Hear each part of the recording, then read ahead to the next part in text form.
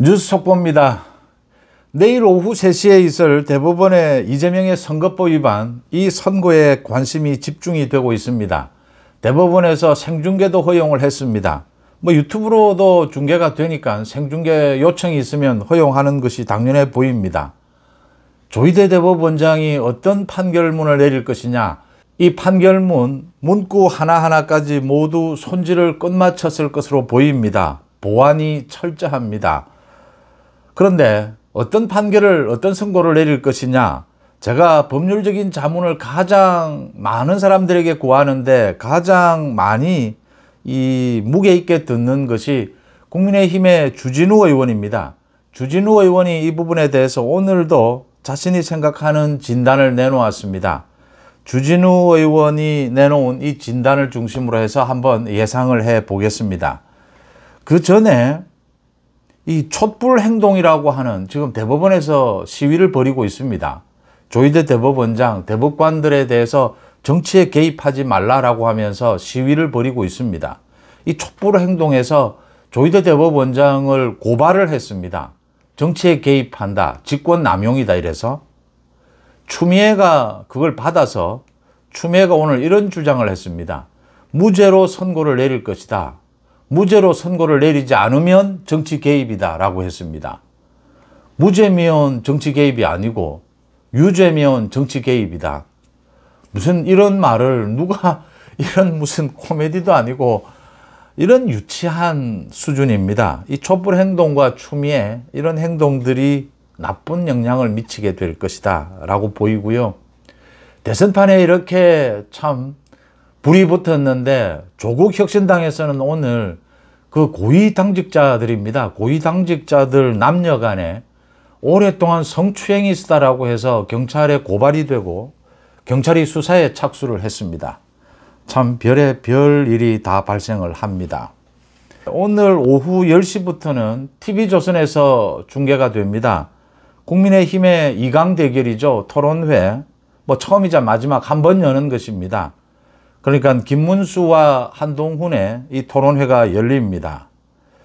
오늘 주목해야 될 것은 김문수가 정말 빅텐트를 통해서 또 보수파 대결집을 통해서 이 이재명을 제압할 수 있는 그런 정치적 역량, 경륜을 가졌느냐, 이걸 검증하는 그런 자리가 될 것이다. 김문수 후보에 대해서도 냉정하게 또 굉장히 까다로운 눈으로 정말 보수파를 대결집하고 이 빅텐트를 통해서, 외연 확장을 통해서 이재명을 제압할 수 있는 그런 경륜을 가졌는가, 날카로운 눈으로 지켜볼 필요가 있다. 왜냐하면 김문수 이후에 또 이 김문수와 한덕수의 빅텐트를 만드는 이 부분, 굉장히 까다로운 이 정치적 절차가 남아있기 때문입니다. 그 부분을 먼저 짚어두고요.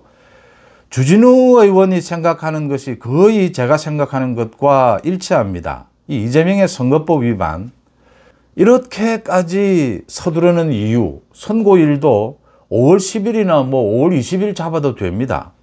또 이렇게 서두르지 않고 대통령 선거가 지난 다음에 해도 비교적 선거법 위반 빨리 재판을 하는 겁니다. 대법원에서의 이 재판만은.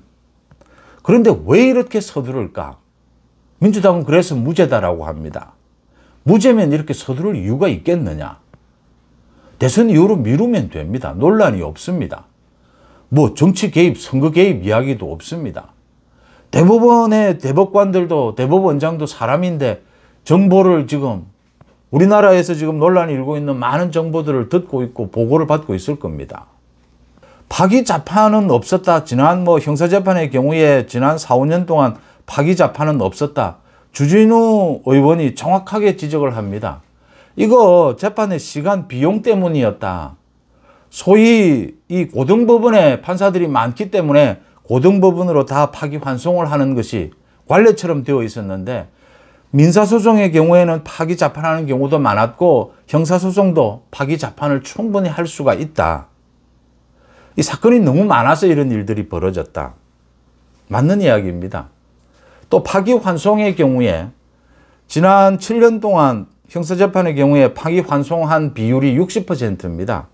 그러니까 대법에서 전원 합의체로 한다라고 하는 것은 거의 파기환송을 해야 될, 판례를 바꿔야 될, 2심의 결과를 뒤집어 엎어야 될 이런 경우에 전원 합의체를 하는 경우가 많았다. 뭐 이번 건은 워낙 또 사회적인 관심도 큽니다. 이런 지적들이 주진우 의원이 저와 생각을 같이 하는 부분입니다. 그래서 파기자판의 가능성이 열려 있다. 파기자판이 가장 명쾌한 것이다. 대법원에서 벌금 100만 원 이상으로 확정을 짓는 것이, 확정 판결을 하는 것이 깔끔하다라는 것입니다. 민주당에게도 후보를 교체할 시간을 줬습니다. 내일 5월 1일이니까 10일 정도의 시간이 있습니다. 충분히 후보를 교체할 수 있습니다. 만약에 이게 파기자판하는 것이 부담스럽다, 시비가 부담스럽다라고 하면 파기환송이 될 것인데, 이 부분을 주진우 의원이 이야기를 했습니다. 파기환송은 유죄 취지로 파기환송을 하는 것입니다.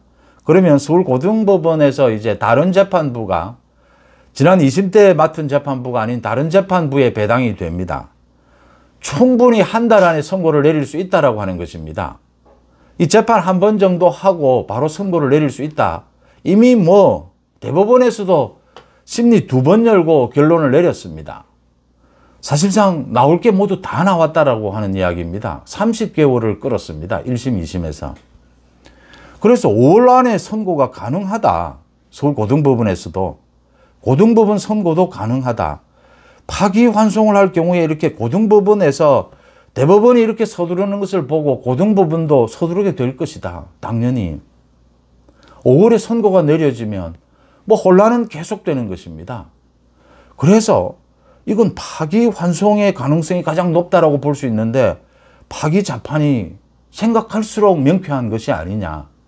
5월 안에 또 선고가 내려지면 민주당은 아예 후보를 내지도 못합니다. 중도 하차입니다. 뭐 선거가 사실상은 의미가 없어지는 것입니다. 이게 지금 민주당이 이걸 가지고 대법원장이 정치에, 선거에 개입하고 있다라고 저렇게 설치는 것이 대법원에서 쳐다보면 저게 어떤 의미로 받아들여지겠느냐. 참 한심하다 못해 이 추미애나 이런 부분들입니다. 어쨌든 내일 선고가 이재명이 대통령 선거에 출마할 수 없는 쪽으로 선고가 내려져야 하고, 또 더 시간이 걸릴 수도 있고 파기환송이 되면 뭐 생각하기도 싫지만 이재명이 무죄가 되는 경우에도 이번 대선은 이재명의 선거법을 비롯해서 이재명의 사법 리스크, 그동안 이재명이 저지른 민주당 독재, 국회 독재입니다. 이재명 개인 독재입니다. 30번에 걸친 탄핵, 특검, 이 난동에 대해서 심판하는 그런 선거로 가져가야 한다. 그런 부분에 있어서 모두 생각을 같이 해야 한다. 절대로 어떤 판결이 내려지면 실망할 필요도 없고, 또 어떤 판결이 내려져서 이재명이 후보가 교체가 되더라도 그렇게 만만한 선거는 아니다. 마지막까지 긴장의 끈을 놓지 않아야 되겠다라는 생각을 갖습니다. 선거판입니다.